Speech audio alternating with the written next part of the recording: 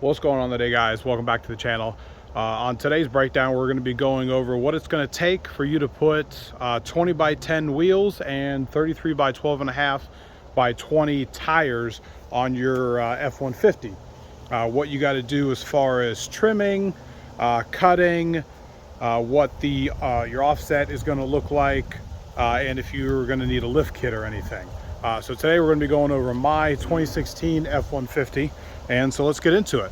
For the back tire, you're not going to need to do anything. The back tire, you could probably put 24s or 27s or something like that on it with 35s. You don't need to do anything to the backside.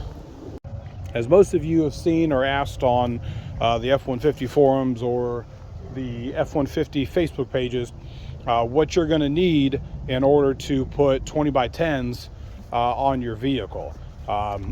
These here are Motive off-road rims and rims here. These are 20 by 10s. The wheel or the tires themselves are red dirt road tires. They are MT, so mud terrain tires. So they're a bit noisy. You kind of get used to it, I guess. The wheels here are wrapped in 33 by 12.5 by 20. The offset for these are -12. So this is what you're going to see, and it's just enough. So you can see the back tire, just enough so I don't have to do anything with the aftermarket fender flares or anything like that. Makes the truck stand out just a little bit, just so nothing flies off and is going to hit the side of the truck. Now I'll tell you what I've done for the truck. I have got a 2.5-inch leveling kit. Now I did go cheap when I first got it, and I just got the puck sitting under there, and then I've got a little bit of the raise in the back from the aftermarket block that I put in, just to level it up and then raise it a little bit. Now we'll go over the cutting and stuff like that. So now for the cutting, this little bit here used to come all the way up here. So I've taken a grinding wheel and cut every bit of this off right here.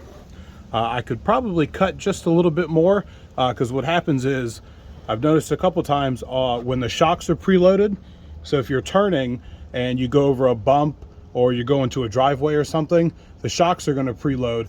So then the side of the tire is actually going to hit here, and I'll turn the tires in a minute to show you guys what it's going to hit. Now as far as the back crash bars, with the setup that I have with 33s on it, you're not going to have anything to do with the back. Now with the front, I haven't had to trim any plastics or anything like that on the front with the 33s.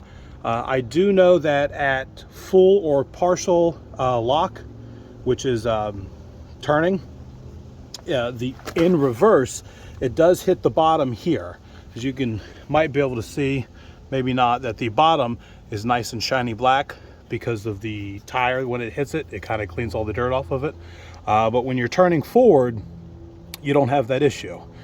So I'm going to go ahead and start the truck up, turn the tires, and we'll get back.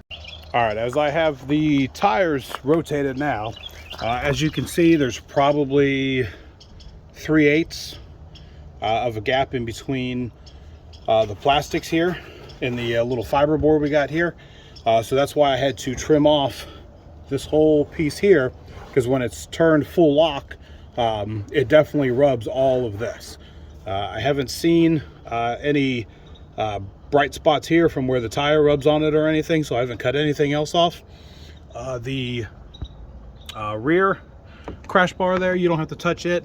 It does rub on the front crash bar. I don't know if you can see, kind of the bottom there is a little more black because of the tire rubbing on it.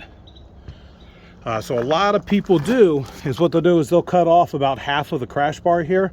If you're going to do it, use like a Sawzall or so. Don't use like a grinding wheel or anything, because there's a lot of plastic and fiberboard here. It may start to burn some other stuff. But I would probably just cut about half of this off.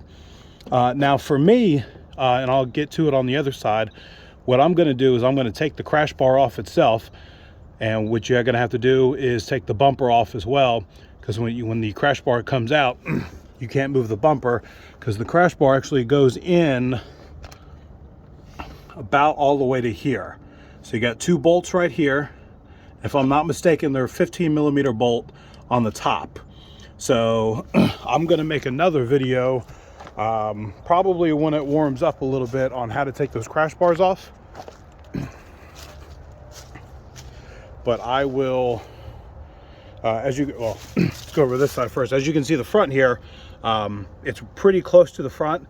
Now, like I said, it does rub on the front bottom half here, but we're going to get into that again. Let me start it up and I'll show you what I did to this side of the crash bar that I'm going to do to the other side as well.